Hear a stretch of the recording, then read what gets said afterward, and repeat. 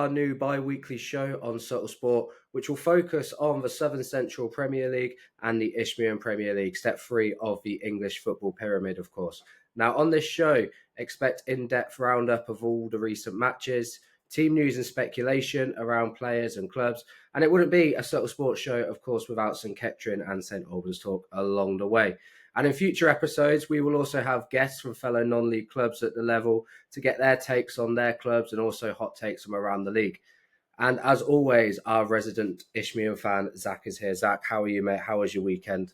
Yeah, it was good. It was good to see Selms get the first win of the season. In probably one of the worst games played. It was not a good game to watch. A win's a win. A win is a win at the end of the day, mate. And, we'll talk about, obviously, St Albans and Dartford, that game later. But, it's probably been not the ideal of starts for Dartford, has it? Which we'll get into. And I mean, look, we'll kick it off then, obviously, with the Isthmian League, because we're 3 games into the season now, aren't we? Obviously, look, still incredibly early in the season. But as I mentioned there, you've had some teams struggle to get off the ground, the likes of Dartford, maybe some that have maybe exceeded early expectations as well. And I think, what are your thoughts then, Zach, early doors from the first 3 games? Well, first thing I think, Dulwich with an apology after flop. I think perfect start, 7 goals scored, 0 conceded, 9 points. Beating Dartford 4-0 first game of the season. Yeah. It's out of nowhere. Even off their manager in pre-season sort of saying mid-table's their goal. I think they should be now already looking a bit higher than that. Brentwood, I have to say, just mentality monsters they look like.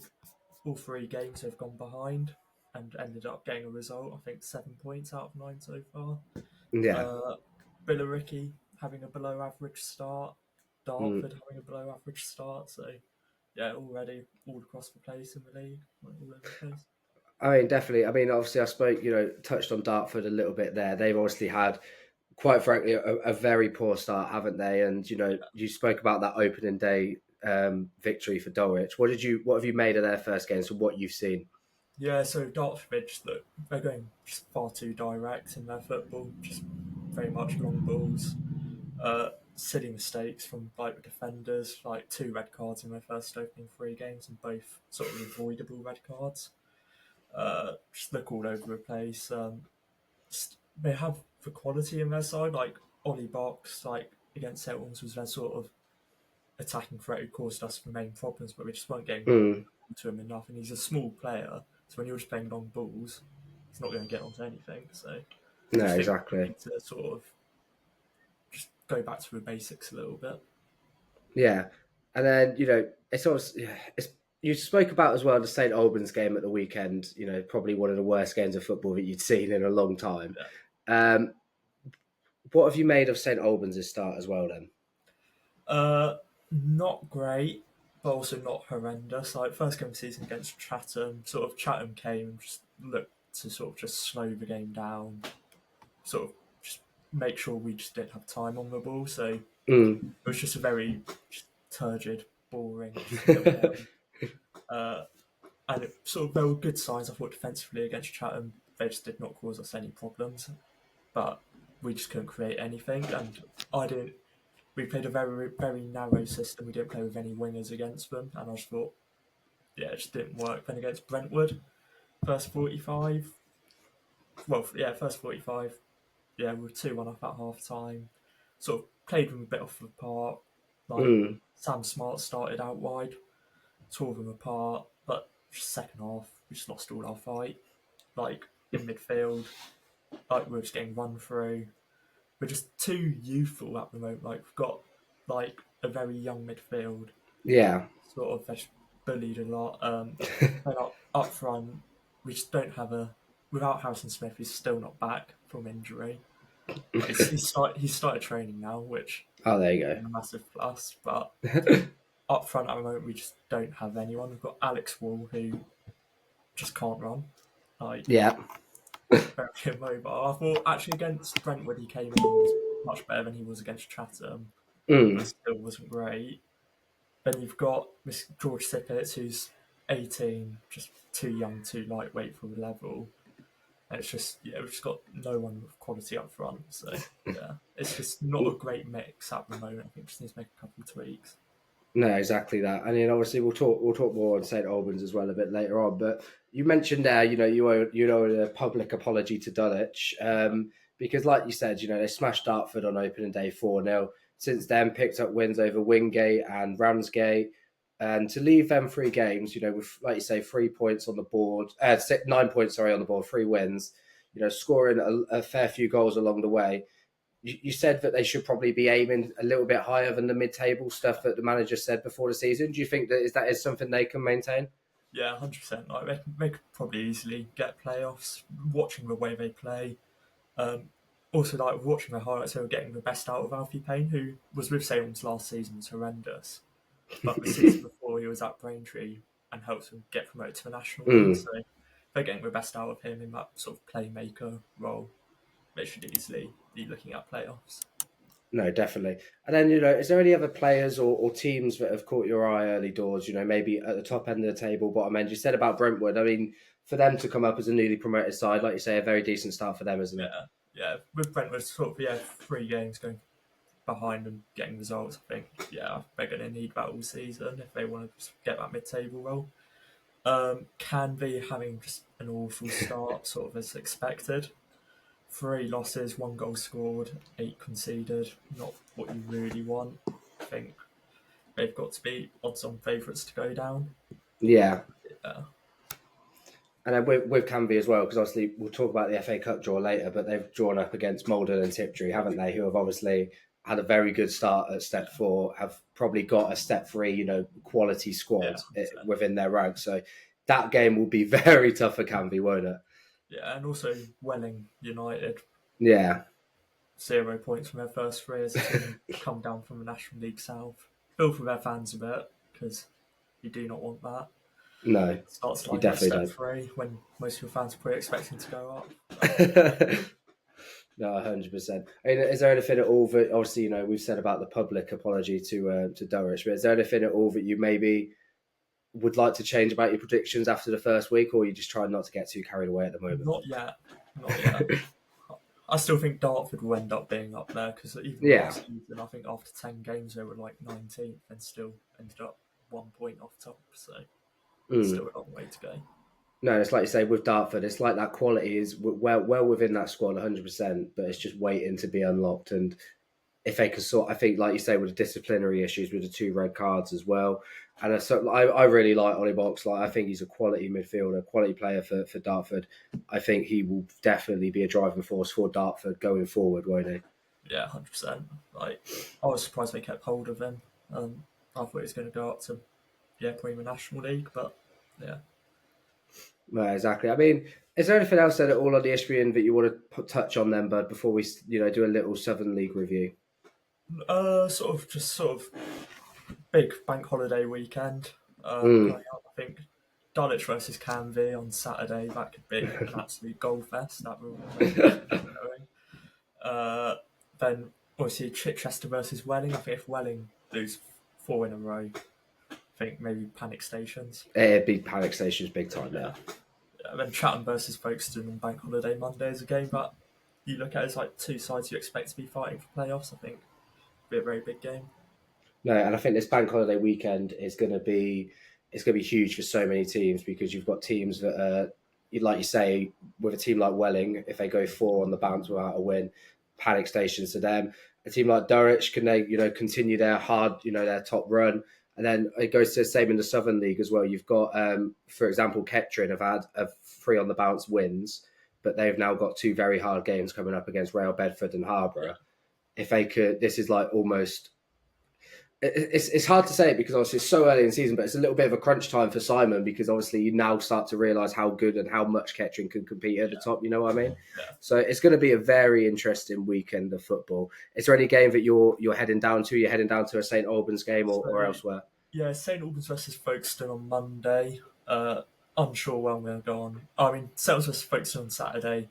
Unsure where I'm going to be on Monday at the moment.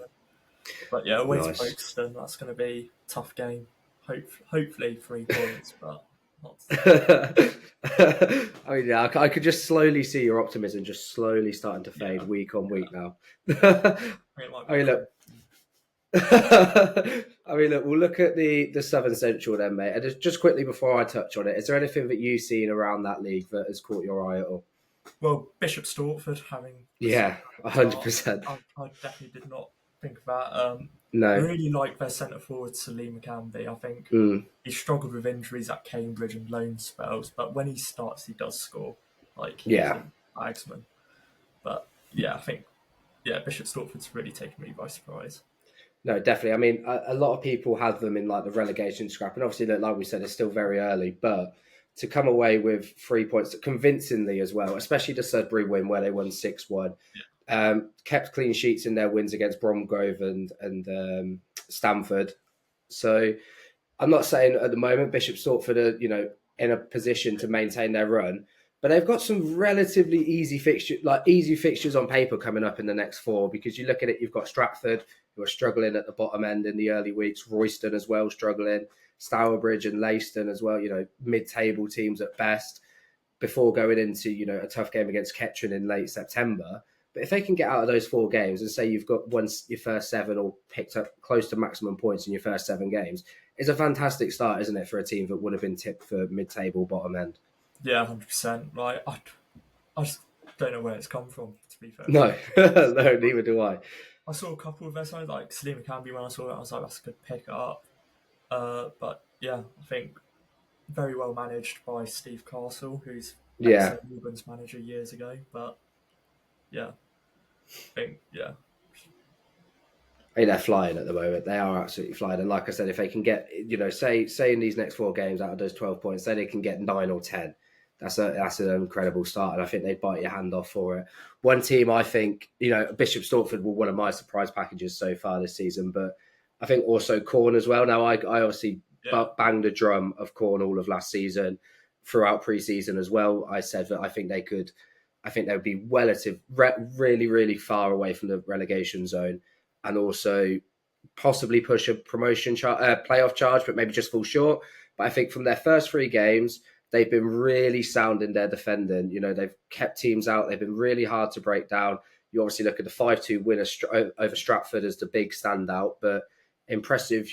A draw at, I'm trying to think who it was off the top of my head now, but I can't remember. And an opening day win over Worcester. It's been a positive start, and I think a player that for them in the attacking areas, I spoke about their defence, but in the attacking areas, who's looked really bright for them is Finn O'Boyle, someone who was at Farsley Celtic last season, obviously had so much going on there, but spent years at Harrogate and Wigan in the youth system. At 20 years of age, can be someone to really keep an eye on this season with his flair and ability to create chances out of nothing. Popped him with a couple of assists, a couple of goals. He's looking really bright for Corn this season. I think what they're doing at the moment for their first ever season at Step 3, they'd take your hand for this. It's a positive start for them. And then obviously, I think elsewhere, Harbour have done what you expected them to do. I didn't expect them to smash Needham that well and that convincingly on the opening day. 4-0 at home. Their home record's been very good at the start of the season. Obviously, went to Spalding and drew, which isn't a bad thing to do at all, because obviously Spalding are going to be a top side in this division who maybe just haven't got going yet. But they're looking bright, and with their attacking threat up front, it's going to be hard to stop them. A couple of the boys they got from Brackley have hit the ground running. So I think they're going to be in and around it still. Rail Bedford as well. How much have you followed Rail Bedford at the start of this season, mate? to be fair, out of all the Southern Central clubs, that's the one club I constantly check on. Yeah. So I think interesting start. So obviously, as we said last week, it'll be interesting to see how they do when they lose, because Mm. obviously they're not used to it. So obviously losing against Houso in 3-2, it'll be interesting to see then upcoming games, see how it affects them. So obviously Kettering, massive game on Huge, Saturday, yeah. and St Ives, which will be a tough game for the level, but you would expect them to win. Then obviously big FA Cup draw against Bishop Stortford. Exactly, yeah. That could be very interesting. No, I think, yeah, we said it, didn't we, about Rail Bedford if they were to lose. Now their time is to try and pull it right a little bit, obviously, with this bank holiday weekend. Tough games, of course, against Kettering and St Ives. But from what I see, they've probably been the team I've actually watched the most of this season. And that Spalding game in the first half, I was really disappointed with them, to be fair, because they were so poor defensively, and I think I get it because obviously they had new recruits in the defensive areas, new centre backs in Sam Cartwright and so forth. But I do feel defensively in that first half against Spalding, they were well off it, and Spalding could have easily been 3 or 4 nil up before half time. They had it was Roberts who scored the goal for Spalding. He had a one-on-one chance against Tyler in goal, and somehow spooned it wide. I have no idea how he spooned it wide because he's ran from the halfway line right up, basically in front of Tyler, and put it wide. But in the second half, it was chalk and cheese to the first half performance. They were so clear of Spalding. They scored early with Joey Evans, who has had a fantastic start to life at step 3 as well. Yeah. I think the attacking threat that Real Bedford have, and you've already seen it because they've already scored a fair few goals, it's going to be really, really difficult for step 3 teams to deal with. Joey Evans, a proper poacher up front. Yeah. Josh Setchell on the wing is very, very technical, very quick. Ben Stevens. Ben Stevens as well, yeah. That attacking sort of midfield role. Can't believe I'm about to make this comparison, but the way he sort of just drifts out of games and goes like, and then just appears out of nothing, creates stuff. It's similar to Messi. I'm not saying he is, but it's just similar, like sort of the Bedford Messi. But no, exactly. He's really quality, and you even look at someone like Connor T, who's not really started as of yet in a Bedford shirt. It's all going to start aligning for them. Yeah. And, add that to a 0-0 draw at Needham Market, which I think will be a tough place for teams to go, even with their relatively patchy start. Hales Owen, a tough place to go again. So this game against Kettering, I think it's going to be the one to watch in the Southern League this weekend. And I'll be there for it. And I think it will be quality for them. Yeah. But in terms of the bottom end of the table, have you seen anything in the bottom end at all? Well, Stratford, 0 points. Yeah. Sudbury being down there, sort of after last season, losing some players. I think that's just sort of expected. It's kind of expected, yeah. Royston, actually, I thought they had an all-right summer, brought in like Joe Stefano, who is a proven goal scorer. I think, they're struggling more than I expected. I think, obviously, first game of the season. Yeah. Probably shouldn't have ended up losing that against No, probably not. Yeah.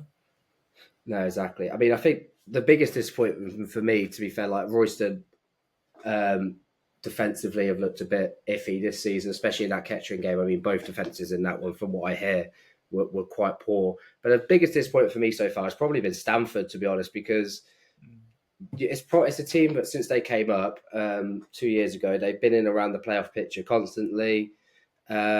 And you look at their pre-season and even the back end of last season, they are on a really poor run at the moment. They lost all their pre-season games bar one, which was a 1-1 draw with Wellingborough Town, who are in step 4.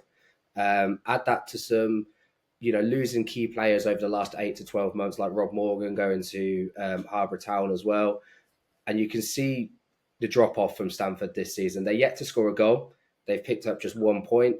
And you add that to some tough games this weekend against Spalding and Hales Owen coming up, it could get a lot worse than it gets better for Stamford, to be honest with it.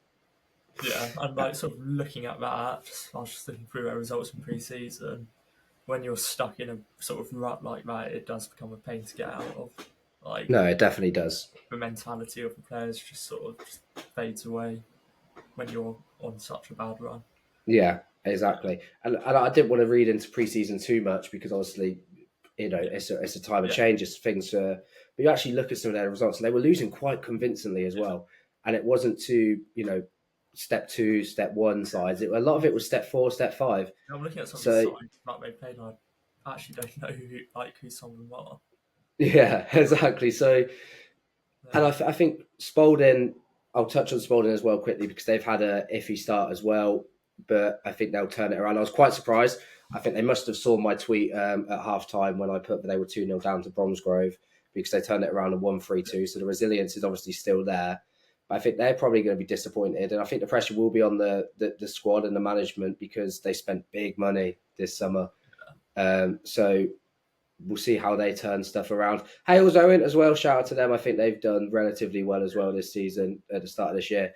Beating the likes of Real Bedford, it's a good start for them. But I think the Southern League, I think most of it has played out kind of as expected, barring the likes of Stamford, Stratford down the bottom, Bishop Stortford obviously at the top. But I think if you agree, it's basically how we all expected it to be so far. Yeah, 100%. And still 3 games. I think we'll have a better picture. I think in the next episode. Mm. And yeah, I think come then, I think we'll see the title race sort of between Kettering, Harborough, maybe Spalding and Real Bedford sort of starts to come to sort of fruition. No, 100%. And we spoke about then, obviously, the weekends upcoming, the bank holiday weekend games. There's quite a lot, obviously, going on around the country this weekend. So let's talk about some of those upcoming games across the both leagues. Obviously, with this being a bi-weekly show, I think it would be best to look at the bank holiday weekend, the match day 4, match day 5, and, bring our attention to that. So, Zach, I'll let you kick it off, mate. What sort of fixtures, obviously, on this bank holiday weekend can turn fortunes around? We kind of touched on it already. Yeah, so obviously the ones that I previously mentioned, Dulwich versus Canvey, I think that's the game of the Saturday. I think Dulwich absolute favourites to go and win that. Mm. I think if Canvey even got a point, I think it'd be massive. But yeah, Cheshunt versus Hashtag is actually one. Because Cheshunt have had a really impressive start, which is a surprise. They've got a good manager in Mel Gwinnett. But I think if they get a result against Hashtag, who are one of those sides who could be up there, could snatch playoffs, I think it's the start of a run and could really push them further.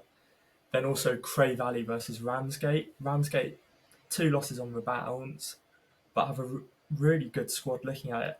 And I was watching a couple of their highlights, can't remember which games, but they just looked good.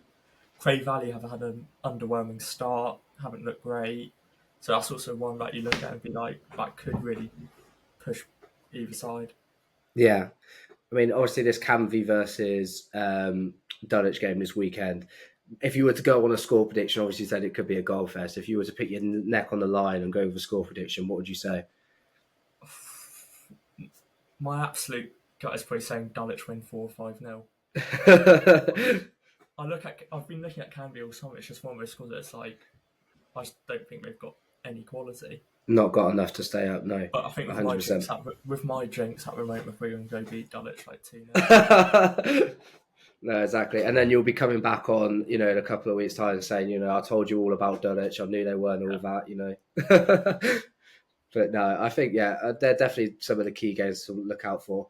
I mean, Hashtag in particular, like you say, they are one of those teams, aren't they, that on their day can go and beat a team, can snatch something. I thought they were pretty impressive, obviously, against Lewes on opening day. And they are one of those teams that can throw themselves in contention, aren't they? Yeah, they're just a side who never really put a good run together, but get a win every sort of 2-3 games, which sort of just pushes them up there. It's just more of those sides where it's like, if you get a good run together at some point, you will get into a post. Like last season, they only missed out by 4 or 5 points. They just need that consistency. No, exactly. And in terms of the Southern Central, then I think the big 2 games to keep an eye on, and I'm not even just saying it from a bias point. I think it is the 2 Kettering games this weekend. The Real Bedford game on Saturday. I think that's the game of the Saturday. I'll be there for that one. I think there's a lot of talk going around how much, because obviously Bedford's, what their capacity, their ground. I think a lot of Kettering fans are really going to try and take that over because it's not a huge ground. And then obviously on the Monday, you've got Harbour Town at Latimer Park, a repeat of the playoff semi-final from last season. 2 very completely different sides though. But, a new manager in Simon Holyhead who's starting to get things ticking. Kettering, there might be changes come Monday because we've already had 3 big injuries this season. There's talks of a couple of players leaving, or whether that's dual registrations or whether that's, completely gone. The likes of Lewis White, has been spoken about leaving. Kai Fifield might be off. Wes York might be off. So there could still be change in Kettering. Obviously, we brought in Brandon Barker over the weekend. A lot, we don't know too much what's going to happen there with him because obviously someone that in his early years of his career looked really, really promising in the City academies, but it's kind of been a really underwhelming senior career, to be honest. So I think those 2 games are going to be the games of the weekend possibly. But away from that, I quite like the look of Worcester and Bury, possibly. I think Bury have, even though they've, maybe only got 3 points in their first 3 games, I think they've held a good account for themselves at times this season so far. Worcester as well, probably not the best start for them, but two newly promoted sides having mixed starts. They'll want to try and cement themselves at this level in this league. So I think they'll be looking to get positive results here. And I also look at Corn's double header against Sudbury and Barwell, purely down to the fact I think Corn can take maximum points from both these games and continue to get, momentum behind them massively. I mean, honestly, I don't know how much you've seen into the fixtures for this bank holiday weekend in terms of the Southern, mate, but is there any at all that stand out for you? Stourbridge Spalding. I think Stourbridge having had a good start, Spalding underwhelming towards their expectations. I could see Stourbridge actually nicking 3 points at home, and that might be some signs for Spalding. Like last season, I expected Spalding to be up there. They had a slow start, didn't they? So could be the same if they don't win against Stourbridge. Then also, as you said, Real Bedford Kettering is the game of the weekend. Oh, 100%. I'm looking forward to that one as well because, it's going to be tough, man, because I think, I'm going to go with a draw. I think, obviously, I'll post my predictions on my Twitter account over the weekend, but I'm thinking 2-2 or something like that because I just think defensively, Kettering are still getting used to each other with a brand new back line. I think there's still, and with Paul White now injured, Jason Alexander's coming to goal. I think it's going to be a draw in that one. And with Bedford's attack, they're always going to score goals, I think. But then you can say the same with Kettering as well. With their attack, they're always going to score goals. So I think it's going to be 2-2, or I'd edge it to Kettering, maybe 3-2. I think it's going to be very, very close. And I hope the atmosphere is going to be quality. Like I said, with Kettering taking over the Leisure Stadium, it should be a quality one. I'm going to try and get down to Harborough, to the Harborough game on Monday. Because again, that one will be quality as well. If that was though, I'd be a little bit less optimistic for that one because I just think Harborough, from early scenes, yes, they drop points as such at Spalding, but I think they've been the most impressive team still so far this season, bar Bishop Stortford, of course. Yeah. So I'm thinking Kettering just edge out the Bedford game, but the Harborough game, I think they'll lose out just about, but very, very just. But, we'll talk about, St Albans and Kettering in a little bit to round us off. But one thing that, happened this week, and we touched on it a minute ago, was obviously that FA Cup first qualifying round draw, wasn't it, mate? And I don't think there's, too much to shout and scream about in terms of these early stages and cup ties and whatnot. But there's a few that have poked their heads up. For Kettering, we travelled to Long Eaton in Step 4. St Albans obviously go to Step 5 opposition in Aylesbury Vale Dynamo. I don't know how much you know about that, but I know nothing about them. With the greatest of respect, I saw under 23s play or under 23s last season in match, but that's all I know about them. Where is that? Is that at St Albans or is that at their place? At their place. See, that could you never know. I don't want to say it, but no, I don't want to be complacent this year because last year we got drawn away to Galveston, and I was like, that's an easy win. Concede 4, lose 40.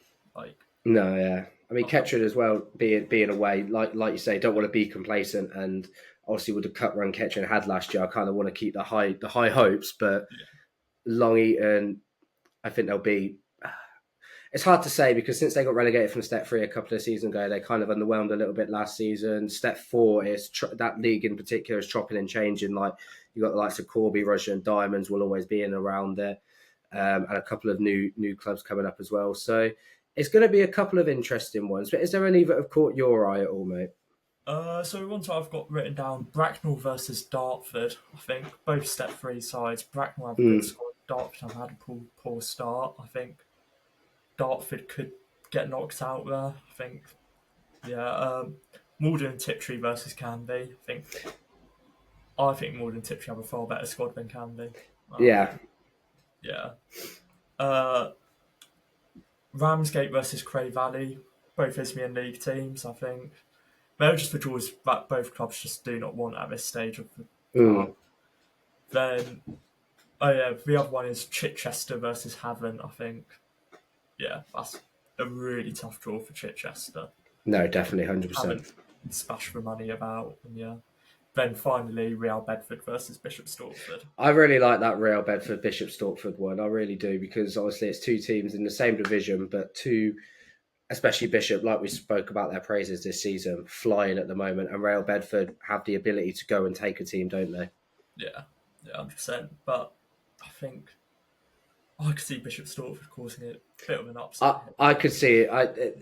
With the form they're on, I think they are more poised to get a win here, aren't they, against Real Bedford? Which would be a disappointment because obviously I know Real Bedford would have wanted to go far Yeah, in this competition, like anyone. But I think I lean to agree with you, to be honest, mate. That Bishop Stortford probably just nick it, yeah. especially if they keep up the hot form. Then also, although we don't really cover the South and South, but Taunton versus Tiverton, Derby, Mm. it's basically a Derby match in the Southwest.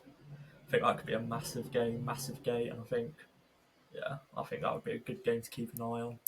No, 100%. I mean, yeah, the three games I had written down really were the Real Bedford Bishop Stortford game, the Malden and Canvey game as well. Like I said earlier, I think Malden and Trickery have a squad way better than Step Four. Yeah, And obviously, with someone like Freddie Sears, who's obviously hit the ground running as expected at that level, he'll go in, and I think they could really cause, and being at home as well, they could really cause an upset to Canvey here. I mean, would it be much of an upset? Possibly not, but they are hot property at Step Four, aren't they? And I think they'll have a good cup run this year. Whether that's making the first round, whether that's going far in the qualifying rounds, who knows? But I think they'll have a relatively decent cup run this year.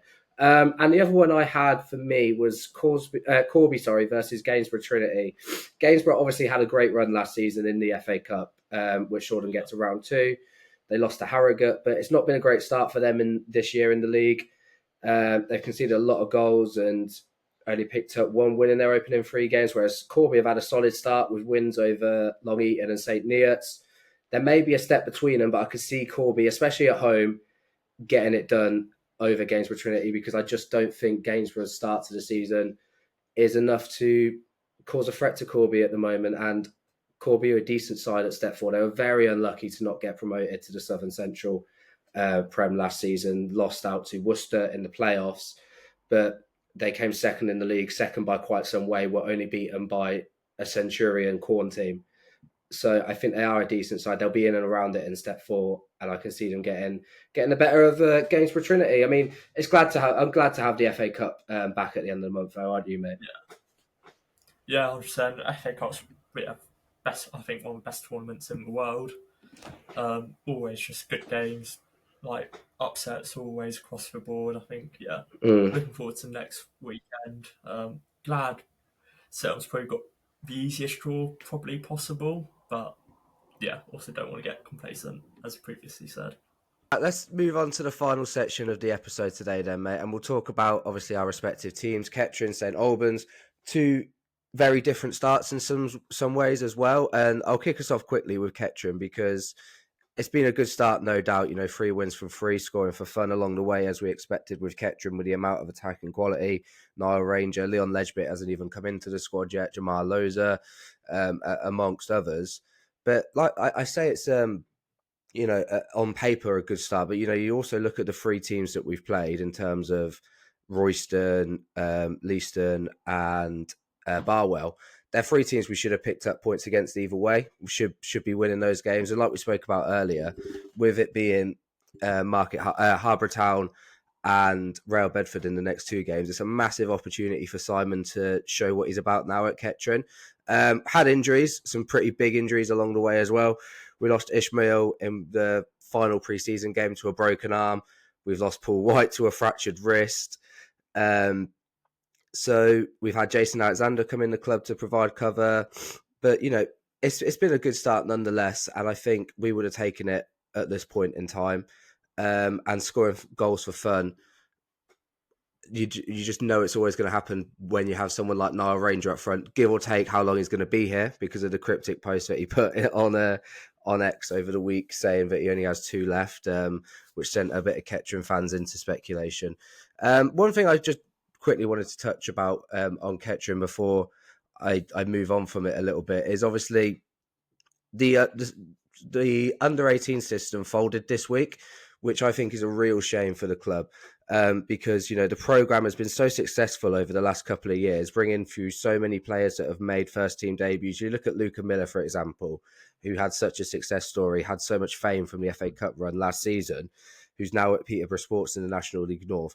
It's a real shame for an under-18 system to go, and the rumours of the education programme shutting down as well due to the main funding being pulled. I really do hope the club bring it back in the future, because a club of this stature, mate, should have a decent academy in the non-league. You know what I mean? So it's a real shame, to be honest. Yeah. But like I said, moving on from that, the Nile Ranger situation, saying that he has 2 to go after the Barwell game, I think he's been a real asset to us over the last 18 months or so. And obviously, I spoke about earlier as well with Brandon Barker coming in this week. I think, like I said, an underwhelming senior career so far, but I think there is definitely raw ability there. It's just whether or not he can, show it at this level and want to show it at this level as well. But yeah, look, I said St Albans have had a very, different start to Kettering. How's it been so far for them? Yeah, it's just been a bit up and down. I think we just lack that sort of physicality and experience sort of in the middle of the park. Then you've got 2 centre backs who aren't the fastest sort of towards the end of their career. And I just think it's just a team that's easily run through. I think we might need to bring in probably 1 or 2 sort of midfielders and maybe a centre back who's sort of more in their prime, who can get about a bit more. So yeah, I think sort of off the pitch, it's just a bit flat at the moment. And I think it's sort of seeping onto the pitch. So obviously against Dartford, we had our first attendance under 1,000 on a Saturday since 2022, which isn't great. And I think unless results like pick up and performances pick up, because I know plenty of people who are sort of saying it's nowhere near the quality of like the National League South. No, yeah, exactly. We're paying the same like prices. So I think unless results pick up and performances pick up, I think it could just sort of spiral. And I think if we're mid-table come October, November time, it could get sort of more toxic.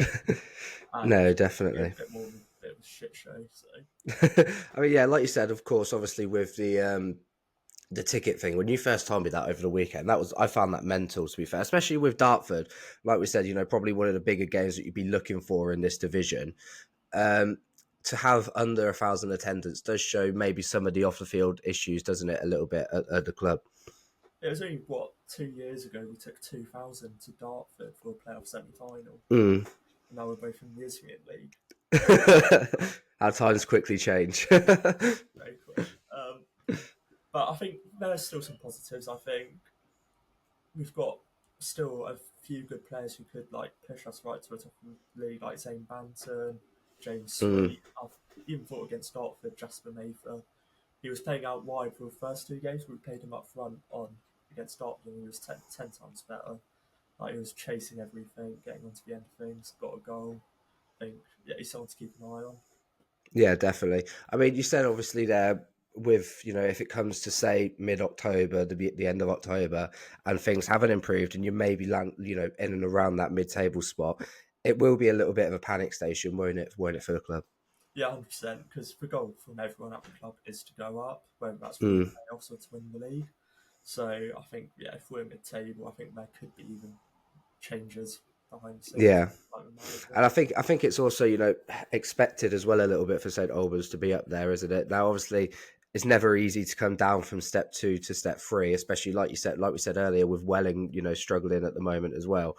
But like it's difficult, isn't it? And if you were to sack Ian Cleverhouse come at some point of the season, I mean, how much blame do you think you take on him if it was to get to that, or do you think it is generally just around the club stuff? I think it's too early to tell. Like in terms of like the actual footballing side, I don't think if things didn't go to plan, I don't think it would be totally his fault. I think it's a difficult environment to sort of work in as a manager, so that'll be interesting.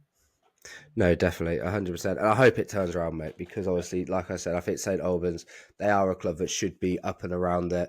And you've got talented players in there. I mean, like we said already, Sam Smart obviously coming in and doing really well, hitting the ground running.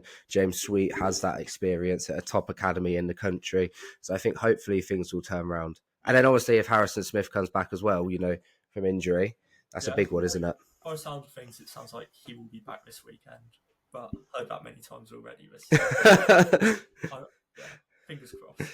Fingers crossed. I mean, yeah, look, obviously with Folkestone this weekend, it's a massive moment, isn't it? A massive game. And I think, like, If we go away to Folkestone and come back with 3 points, I think that will give everyone a major boost. mm, It's going to be a tough place to go. Well, to be honest, we're playing in Margate for the first few months, so yeah. it's tougher, but yeah, will be interesting. No, definitely. I think it'll be a good game. And I think it's similar with Kettering as well, because obviously, like I've already said, about how the first 3 games on paper should have been wins either way. But there has been little blips in there. I think the Royston one in particular, snatching it late and everything like that was fantastic. But to concede 3 goals is never fantastic. And to bank on just being able to outscore the other team, you need a solid defence in this level, at any level, really.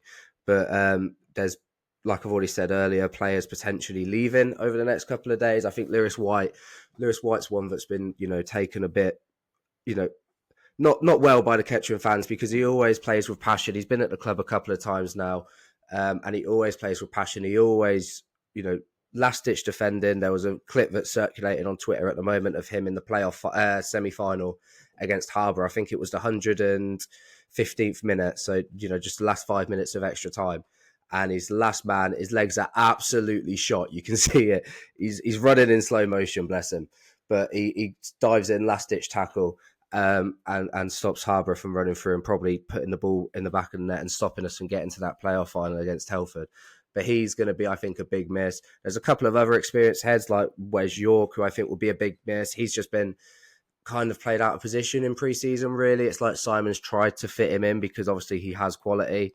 Simon changing the whole shape of this team in pre-season to a 3-5-2 or a 5-back or whatever he fancies playing Wes York as like a right wing back just hasn't worked because he's a very attacking player. He's attacking minded, scores lots of goals. And then Kai Fifield as well, I think would be a big shame because he's still young. He's about 2021, and he's got a bags of ability inside him. He's come through the lower leagues in Northamptonshire like Cookno in step 5, step 6, and he's got real potential, but it's just not really, working for him because he's not getting the minutes. So I think losing those 3 would be a shame, and I think we'll need to get some recruitments in, especially because what's seeming like it is that right back spot, that right wing back spot even, is probably the position we need to go and fill. I mean, is there anything, obviously you spoke about a centre back there, Zach, is there anyone, you look at in this league or elsewhere that you maybe quite fancy St Albans trying to get? I tweeted about one player, Joe Payne, who's just left Enfield. He's Mm. primarily a left back, but can cover at centre back. And he's also got promotion experience, obviously, and he's someone I'd absolutely love to see at St Albans. No, definitely. Look, I don't know right back off the top of my head who I'd love for Kettering to go and get, because it's probably out of all the positions. I said it in the preview, a couple of weeks ago. It's probably the position that we lost in Ben Hart that we just haven't been able to fill, and he's got so much quality, and he's obviously gone to Spalding. It's going to be a real shame and really hard to fix that. Is there anything else then, Zach? On what's that? Sorry, the player who I wanted us to sign in the last episode, Alfie Bendel. Oh yeah. Spalding. Yeah, they're building a good squad, man. They're really building a good squad, and I think they will turn it around. But I think Ben Hart's obviously the player that we've just not managed to replace yet. But I did see, I don't know if he's injured or not, because he did come off in the Real Bedford game, but I did see he wasn't involved against Bromsgrove. So Ben, I know we've interviewed each other. I've interviewed you in the past. If you're listening, mate, we'll take you back at Kettering in a heartbeat. But is there anything else you want to add at all on St Albans, Zach? No, not really. I think covered it all.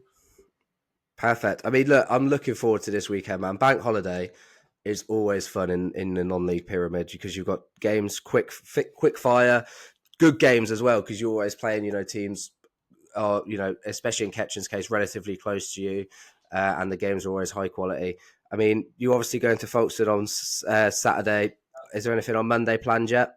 Not yet. Maybe Chesham versus Hampton and Richmond, but not 100% sure. No, good. I mean, I'm hoping, because I've got to drive back to Wales on Monday. I'm hoping that I can catch, try and persuade the missus to stay a little bit longer, and I can get down to Latimer Park on Monday for the Harbour game. If not, then it's just Kettering versus Real Bedford for me this weekend. But that's going to be a quality game nonetheless. And I think look, we'll start to round it off here, because it's definitely been an interesting couple of weeks, hasn't it, with football coming back, big results, teams struggling to get off the ground like we spoke about today. But Zach, thank you as always for being here, mate. And I'm looking forward to hearing how you spend your bank holiday weekend. And of course, thank you to everyone who has tuned into this episode of Below the Pyramid. Please leave your reviews on our Twitter pages. Mine is at PaceStacey1 and Zach's is at Non-League Chats. We'd love to hear from you. Please drop your comments on the YouTube video of this as well. Any improvements, anything you liked, just any feedback will be well received by both of us. And of course, as we have said, this is a bi-weekly show, so we will see you in a couple of weeks. And if you are interested in being a guest on the show and you support a club in the Southern League or in the Isthmian League, then just get in contact with us and we'll try and make it happen. But until then, we will catch you next time.